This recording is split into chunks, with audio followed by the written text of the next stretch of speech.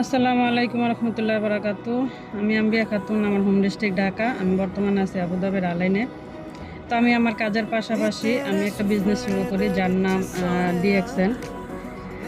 এই DXN business শুরু করে যে ইনকাম নেওয়া যায় সেটা আমি আপনাদের দেখাচ্ছি। আমি আমার প্রোডাক্ট ইউজের মাধ্যমে যে ইনকাম নিয়েছি এটা আমি আজকে উঠাইছি। এই যে এখানে আছে, দেখেন, এটা কিন্তু মিথ্যা না।